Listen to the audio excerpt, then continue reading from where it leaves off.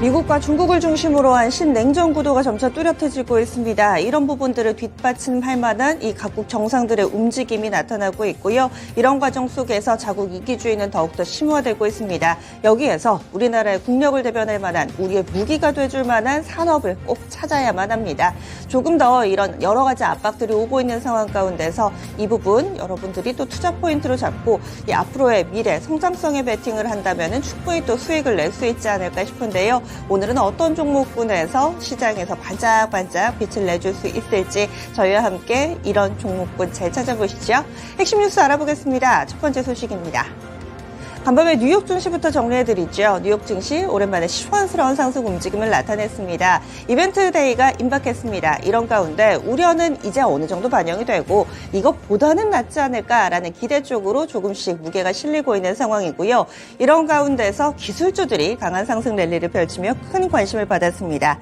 대표적으로 보자면은요, 오늘 13일에 CPI 소비자 물가지수 발표 있습니다. 그리고 그 다음 날에는 애플의 아이폰 15 출시 행사도 예정이 돼 있죠. 이런 여러 가지 일정들에 대해서 기대가 커지고 있는 상황이고요. 특히나 지수도 지수인데 간밤에는 기술주들의 랠리에 크게 관심이 쏠렸습니다. 대표적인 종목 몇몇만 좀 정리를 해드리죠. 먼저 테슬라입니다. 테슬라 10%나 급등을 했습니다. 이유는 모건 스탠리의 리포트 덕분인데요. 모건 스탠리에서는 테슬라에 대한 투자 의견을 동일 비중에서 비중 확대로 상향 조정했습니다. 그리고 목표 주가를 대폭 올려잡았습니다. 기존에는 250달러였는데요. 400달러로 높여 잡은 겁니다. 참고로 간밤에 테슬라의 주가는 270달러 선 후반에서 거래를 마쳤으니까 기존의 목표 주가보다도 높은 수준이었습니다. 여기에서도 요지부동 않던 모건 스탠리가 400달러로 눈에 띄게 목표 주가를 높여 잡은 건데 그 이유가 궁금하시죠? 바로 테슬라의 슈퍼컴퓨터 덕분이라고 하네요.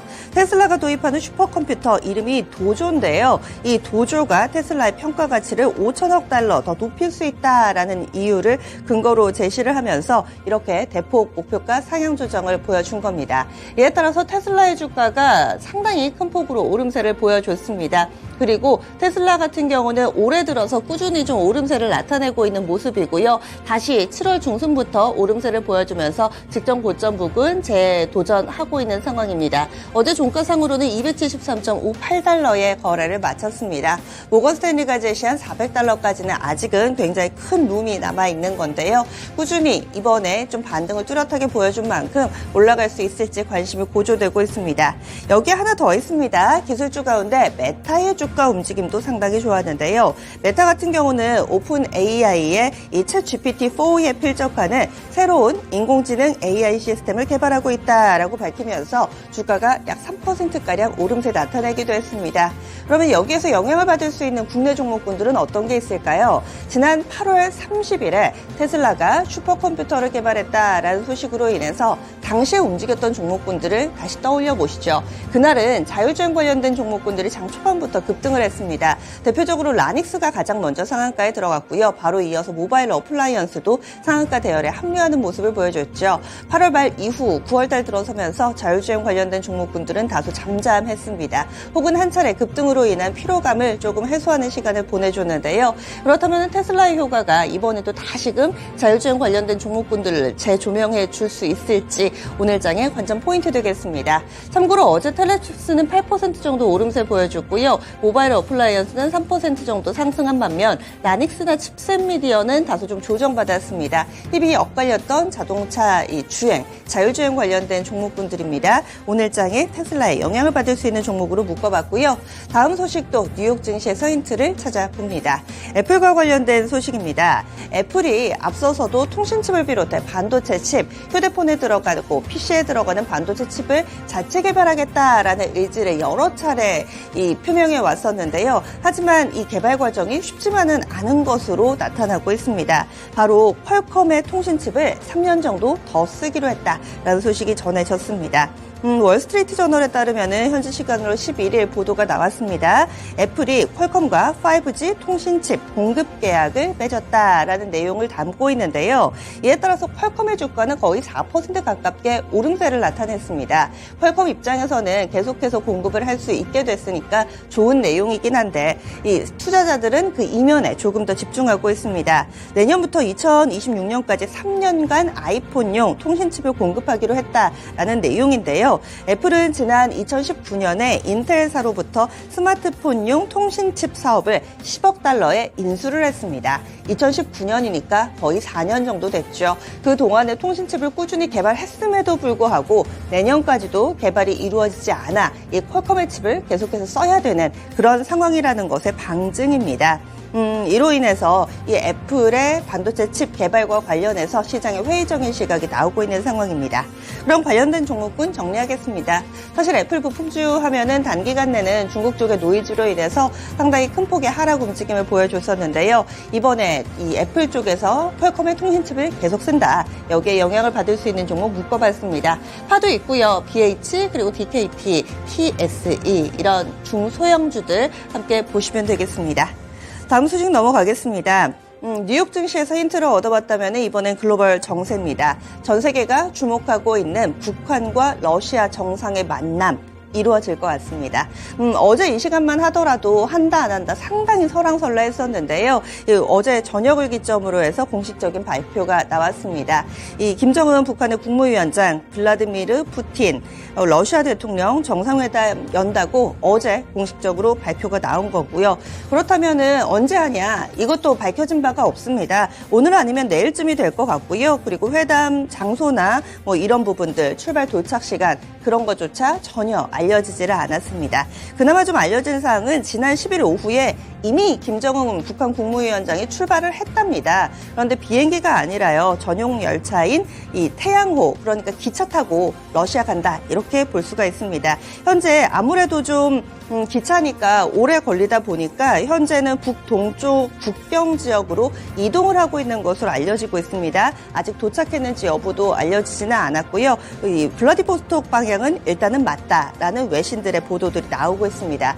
그러면 두 정상이 만나서 무슨 얘기를 할 것이냐, 이것이 전 세계의 관심사인데요. 이 북한과 러시아 정상 경제적 지원은 물론이고 현재까지 나왔던 내용은 이 우크라이나와의 전쟁에서 러시아가 정말 수세에 몰리고 정말 이 무기들이 많이 필요해서 북한 쪽에 러브콜을 보낸 것이 아니냐, 이 무기 지원과 관련해서 이 전 세계의 관심이 집중되고 있습니다. 과연 북한의 무기를 받아와서 러시아는 어떤 것을 줄 것인가, 이런 북한과 러시아의 셈법, 추후에 나오는 이야기들도 글로벌 정세에 큰 영향을 미치는 뉴스이니만큼 계속해서 전해드리겠습니다. 이어지는 소식 넘어가겠습니다. 자국의 이 무기 자원 무기화는 계속해서 이어지고 있습니다. 히토류인데요. 히토류 얘기하면은 중국이 떠오르실 겁니다. 그런데 이번엔 중국이 아니라 말레이시아입니다.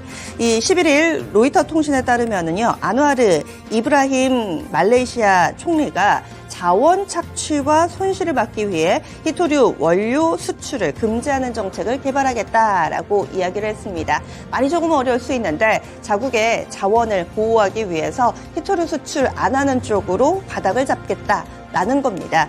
아직까지 구체적으로 언제부터 시행을 할 거다, 어떻게 할 거다, 방향 등이나 방안에 대해서는 알려지지 않고 있는데요. 일단 검토하고 이런 정책을 개발하겠다 정도의 멘트로 볼 수가 있습니다. 뿐만 아니라 정부는 히토류 산업을 지원할 것이며 수출 제한 조치는 국익을 극대화하기 위한 것이라고 이 안와르 총리가 이야기를 했는데요.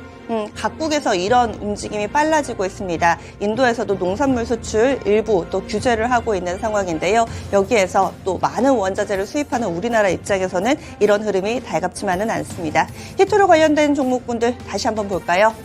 일단 중국에서도 히토류 카드가 나올 만한데 아직까지는 꺼내들지는 않고 있습니다. 이런 상황 속에서 이 유니온 머티리얼은 한 차례 움직임을 나타낸 바 있고요. 그리고 동국 RNS는 어제도 주가가 좋았네요. 티플렉스나 포스코, 엠텍 함께 묶어볼 수 있습니다. 최근 들어서는 히토류 종목만 움직이는 게 아니고요. 시차를 가지고 순차적으로 히토류의 대안이 될 만한 페라이트도 같이 영향을 받아왔습니다. 최근 페라이트 이 단어 좀 오랜만에 들어보시죠. 관련주로는 삼화전기, 삼화전자, C큐브, 상신전자가 묶입니다. 마지막 소식입니다. 전 세계적으로 이 비만약과 관련해서 관심이 고조되고 있습니다. 하지만 마냥 반길 수만은 없는 것이 실제로 이 당뇨약이 비만약으로 전환돼 사용되는 경우가 많기 때문에 이 당뇨를 앓고 있는 환자들에게는 품귀 현상으로 인해 현재 공급 부족이 상당히 좀 심화되고 있는 상황인데요. 이런 부분들이 실제로 국내에서도 나타나고 있습니다. 공급난을 겪던 이른바 살 빠지는 당뇨약이 이달 말부터 최소 한 달간 아예 공급이 끊길 걸로 보인다는 건데요. 무엇보다도 건강보험이 되치지는 약이 없어서 환자들이 비싼 이 비급여로 다른 약을 받아야 하는, 비급여가 되는 다른 약을 처방받아야 되는 그런 위기에 몰려있다라는 보도가 나왔습니다. 이 해당 약은 제2형 당뇨병 환자가 쓰는 트루리시티라고 하는데요. 주사 치료제입니다. 그동안의 약국에서는 처방약을 내주지 못하더라도 좀 용량이 다른 거라든지 이런 부분들을 내줄 수 있었는데 이달 말에는 이마저 공급이 끊길 거라고 하네요. 출처는 한국릴리입니다. 일라릴리 한국법인이라고 볼 수가 있고, 한국릴리에서는 최근 도매상에 이달 말에 제품 공급이 어려워진다라고 이미 전했고요. 재개 시점은 다음 달 중순쯤으로 앞으로도 이 공급난은 계속 이어질 것으로 업계에서는 보고 있습니다. 관련된 종목 정리하겠습니다. 비만약과 관련해서 전 세계 뜨겁죠. 다시 한번 보시면은요, 페트로는 어제도 10% 가깝게 올랐고요. 그리고 현재 국내 기술 가운데서는 임상 3상을 진행하고 있는 한미약품이 가장 앞서 있다라는 평가를 받지만 워낙에 덩치가 있어서인지 테마주의 가뿐한 모습을 보이지는 않습니다. 한미약품은 0.8% 정도의 어제 오름세 보여줬고요. 인벤티지랩, 일동제약, 올릭스는 변동성이 상당히 큰 비만약 관련된 종목으로 웃깁니다. 이렇게 해서 핵심 뉴스 알아봤습니다. 오늘도 개장은 증권통과 함께 하시기 바랍니다.